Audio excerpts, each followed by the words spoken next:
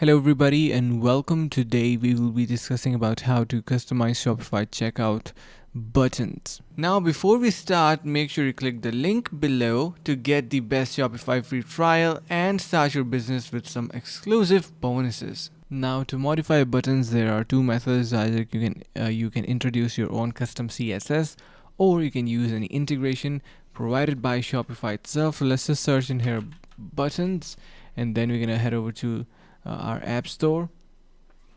So here you can see we will be having different type of buttons and builder tools that you can see buy me, sticky buy buttons and all that.